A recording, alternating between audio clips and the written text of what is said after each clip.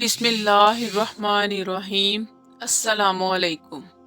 سلیمان علیہ السلام کا عظیم لشکر جب وادی نملہ میں پہنچا تو ان کے ساتھ کیا واقعہ پیش آیا؟ عظیم سلیمانی لشکر سے یہ مخلوق ڈر کر کیوں بھاگ رہی تھی، اور قرآن مجید کے اس واقعے کا جدید سائنس سے کیا تعلق ہے، یہ سب ہم آج اس ویڈیو میں دیکھیں گے۔ حضرت سلیمان علیہ السلام اللہ کے نیک بندے اور بادشاہ تھے، جو داؤد علیہ السلام کے چھوٹے بیٹے تھے۔ آپ 965 قبل مسیح میں حضرت داؤد کے جانشین ہوئے اور تقریباً 60 سال فرما روا رہے۔ اللہ نے اپنے برگزیدہ پیغمبر سلیمان علیہ السلام کو علم منطقت طیر یعنی پرندوں سے باتیں کرنے کا علم عطا فرمایا تھا، بلکہ آپ پرندوں ہی نہیں، چرندوں، درندوں اور کیڑے مکوڑوں تمام مخلوق کی زبان سمجھتے تھے اور ان سے انہی کی زبان میں باتیں کیا کرتے تھے۔ آپ علیہ السلام کی لشکر میں انسان، جنوں، پرندوں اور درندوں کے علاوہ اللہ تعالیٰ کی دیگر مخلوقات بھی بڑی تعداد میں شامل تھیں۔ آپ بہت رعب اور دبدبے والے بادشاہ تھے۔ آپ کے لشکر میں یہ مخلوقات الگ الگ گروہوں میں منقسم تھی: شیطان کا گروہ، جنوں کا گروہ، انسانوں کا گروہ، حیوانات کا گروہ اور پرندوں کا گروہ۔ تمام گروہ اپنے مقام پر نظم و ضبط اور قطار بنائے کھڑے رہا کرتے تھے۔ کسی کی یہ مجال نہ تھی کہ وہ اپنے رتبے یا درجے کے خلاف آگے پیچھے ہونے کا جرم کا مرتکب ہو سکے۔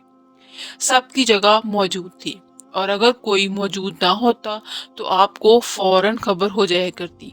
اللہ تبارک و تعالیٰ نے قرآن مجید میں حضرت سلیمان کا ایک بے مثال واقعہ پیش کیا ہے، جس کے مطابق ایک مرتبہ حضرت سلیمان جنوں، انس اور حیوانات کے عظیم لشکر کو لے کر کہیں تشریف لے جا رہے تھے۔ بعض روایتوں کے مطابق حضرت سلیمان نے دراصل کسی علاقے پر لشکر کشی کی تھی، لیکن اس کی تفصیل نہیں ملتی۔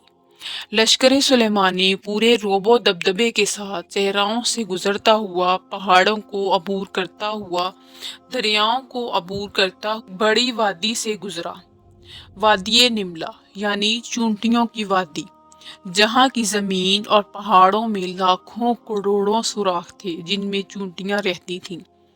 نملہ کی یہ وادی اسکلان کے قریب تھی، جبکہ ابن بطوطہ نے لکھا ہے کہ یہ وادی سبران اور اسکلان کے درمیان تھی، جبکہ بعض مفسرین اسے ملک شام میں بتاتے ہیں۔ بہرحال لشکر سلیمانی کا اس وادی سے گزر ہوا۔ چونٹیوں کی ان بستی میں ایک ملکہ چونٹی تھی۔ ملکہ چونٹی اپنی رعایا چونٹیوں کا بہت خیال رکھتی تھی اور چونٹیوں کی سلطنت کا نظم و نسق بخوبی چلاتی تھی۔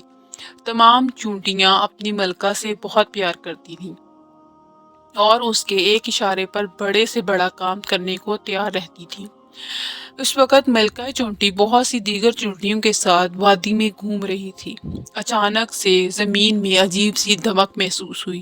وہ چونک کر رہ گئی اور زمین سے آتی آواز کو غور سے سننے لگی۔ ملکہ چونٹی بولی، لگتا ہے کوئی بہت بڑی فوج ہماری وادی کی طرف آ رہی ہے۔ یہ ضرور حضرت سلیمان علیہ السلام کا لشکر ہے۔ دیگر چونٹیوں نے بھی اس کی بات سے اتفاق کیا۔ کچھ ہی دیر میں اس جانب سے دھول کے بادل آتے دکھائی دینے لگے۔ جلد ہی فوج قریب آ پہنچی۔ سلیمان علیہ السلام اپنے تخت پر سوار اپنی فوج کے ساتھ آ رہے تھے۔ چونٹیوں کی ملکہ نے چیخ کر کہا، سلیمان علیہ السلام کی فوج قریب آ پہنچی ہے، میں حکم دیتی ہوں کہ تمام چونٹیاں اپنے بلوں میں چلی جائیں۔ سلیمان علیہ السلام ہمیں کوئی نقصان پہنچانے نہیں آ رہے، مگر انہیں کیا معلوم کہ ہماری کثیر تعداد اس وادی میں موجود ہے اور زمین پر رینگ رہی ہے، لہٰذا کہیں لشکر ہمیں بے خبری میں کچل نہ ڈالے۔ حضرت سلیمان اس وقت 3 یا 5 میل کی دوری پر تھی، لیکن آپ علیہ السلام تک ملکہ چونٹی کی آواز پہنچ گئی۔ آپ اس کی بات سن کر مسکرانے لگے اور ملکہ چونٹی کی سمجھداری اور اپنی رعایا کے خیال رکھنے پر اس کی تعریف کرتے ہوئے فرمایا کہ بے شک ایک بادشاہ کو اپنی رعایا کی حفاظت کا اسی طرح خیال رکھنا چاہیے جس طرح یہ ملکہ چونٹی نے کیا ہے۔ اس واقعے میں ہمارے لیے بے شمار نصیحتیں اور سبق موجود ہیں، لیکن اس واقعے کا ایک پہلو جدید سائنس کی کڑیوں کو جوڑتا ہے۔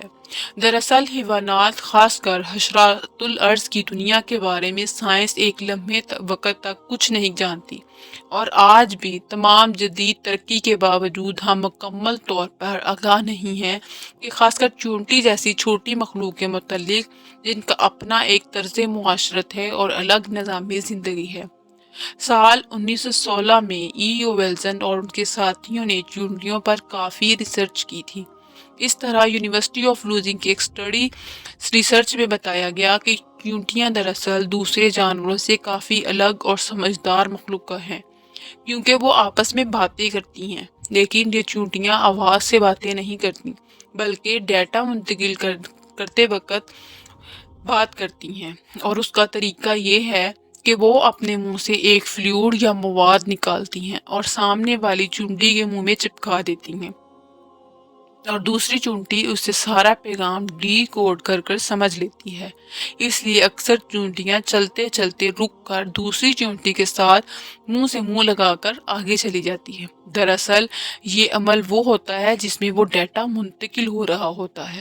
آج سائنس چونٹیوں کی جس بولی اور ڈیٹا ٹرانسفر پر زوروں سے سرچ کر رہی ہے اور حیرت زدہ ہے، وہی قرآن مجید نے 1400 سال پہلے ہی سلیمان علیہ السلام کی اس واقعے کے ضمن میں یہ واضح کر دیا تھا کہ یہ مخلوق بھی بولتی اور سمجھتی ہے، لیکن اس زمانے میں ان واقعات کو محض قصے، کہانی اور افسانے قرار دیا گیا۔ امید ہے کہ آپ کو میری ویڈیو پسند آئی ہوگی۔ اگر میری ویڈیو آپ کو پسند آئی تو اسے لائک اور شیئر کریں اور میرے چینل کو سبسکرائب کریں۔ اللہ حافظ۔